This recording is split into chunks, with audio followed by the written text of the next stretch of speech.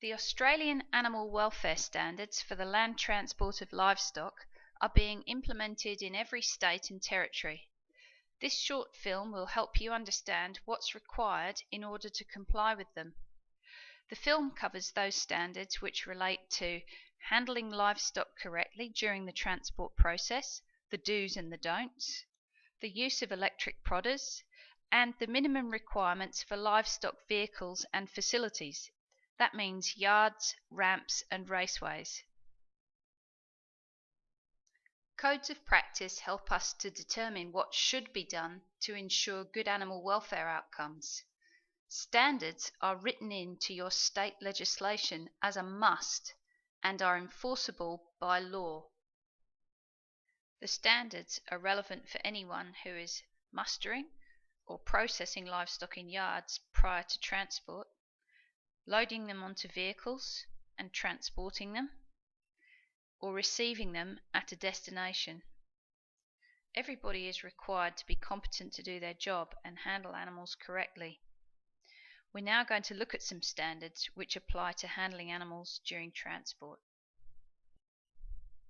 The standards make it mandatory that the vehicles and facilities that we use are built, maintained, and used in a way that minimizes the risk to livestock. So, the vehicle or facilities that you use must be appropriate to contain the species. Here a horse is being loaded into a purpose-built truck. No problems, but what if you tried to process cattle in these yards? If the animals can't be contained properly, then alternative arrangements must be made. When considering the vehicle, there must also be enough vertical clearance to minimize the risk of injury. Check the standards and guidelines, as some species have specific requirements, such as horses and camels for vertical clearance. Flooring must minimize the likelihood of injury, such as this break in the flooring of the truck, which poses a danger if animals got their feet stuck. Flooring must also minimize the likelihood of slipping or falling, such as the smooth concrete here where some sheep slip on contact, as opposed to this surface where cattle are unloaded and don't slip. If you're using yards or vehicles where livestock regularly slip or fall, consider ways in which you can modify the flooring, such as putting down wood shavings or replacing flooring materials. Vehicles and handling facilities must be free from internal protrusions and objects that could cause injury. Any risks to livestock from things they come into contact with, from this gap in the side gates which allows sheep's legs to slip through, to this jagged piece of metal in the sheep crate which could injure sheep, are not permitted. Careful inspection of vehicles, ramps and yards prior to preparing animals for transport should identify potential hazards.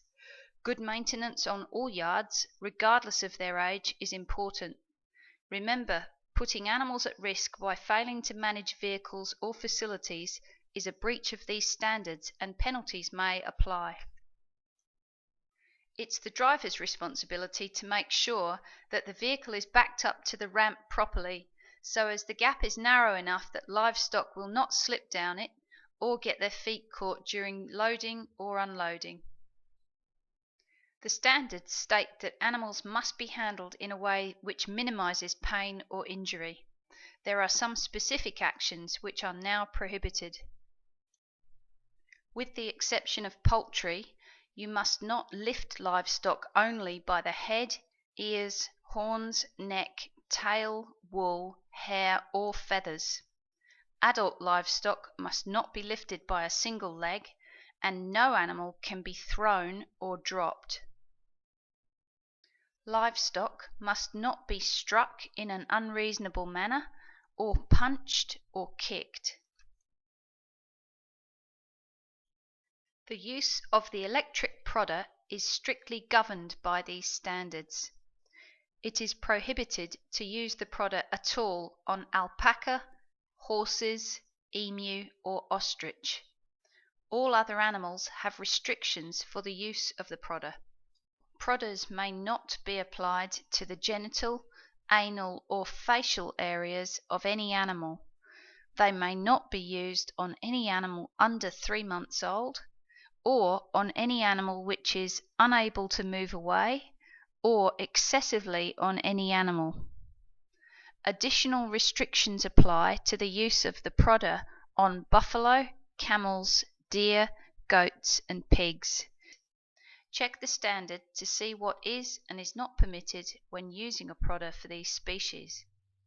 So, how can you make sure that you comply with the standards and handle livestock correctly? Firstly, ensure that everyone who handles livestock during the transport process is familiar with the requirements of these standards. Secondly, training and developing skills so that livestock are handled appropriately is well worth considering to ensure good animal welfare outcomes.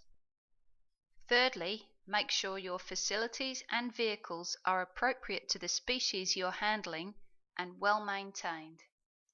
For more help and advice on the standards relating to handling livestock, see www.livestockwelfarestandards.net.au or contact your state or territory regulator for animal welfare.